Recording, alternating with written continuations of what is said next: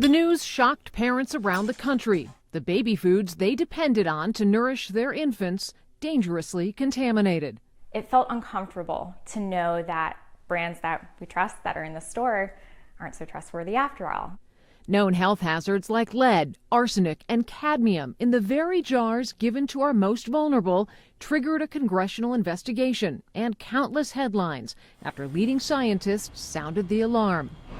Ellipse Analytics CEO Sean Callan, who first blew the whistle 6 years ago, recently shared his lab's latest baby food test results with Spotlight on America. More than 300 baby food products were analyzed and compared to the same foods tested in 2017.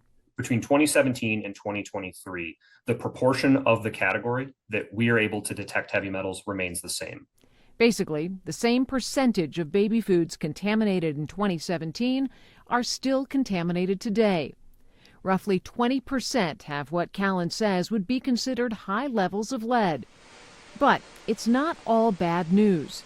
Callan says tests show a good portion of manufacturers have made modest improvements. The worst products are still just about as bad as they were before, but everybody else seems to be trending in the right direction. And it'll be really exciting to see how this new law impacts that.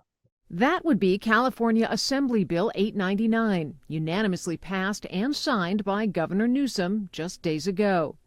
It is the first major law to set strict standards for baby foods. California Assemblymember Al Murasucci is the architect of the bill.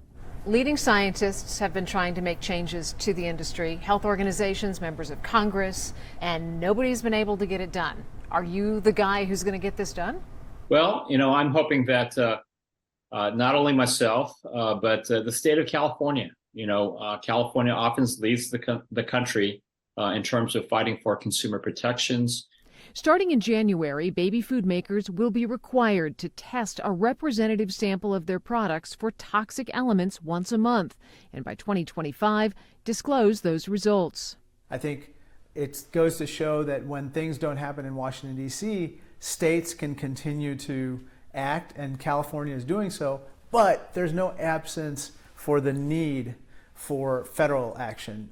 Something U.S. Representative Raja Krishnamurthy has been pushing for since 2021, when he led a subcommittee investigation that exposed stunning problems in the baby food industry and anemic action by the FDA. We have to make sure that at the federal level we do what it takes to provide uniform standards throughout the country. Krishnamurthy will reintroduce the Baby Food Safety Act, which would set maximum levels for heavy metals and require companies to test their final products for total levels of contaminants and disclose those test results. It would also give the FDA authority under the law to recall products that don't meet standards.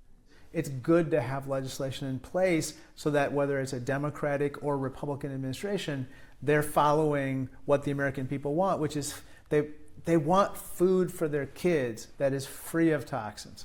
For Spotlight on America, I'm Lisa Fletcher. Hi, I'm National Investigative Correspondent Angie Moreski. Thanks for watching Spotlight on America on YouTube. If you enjoy our investigative reports, please consider subscribing to our channel.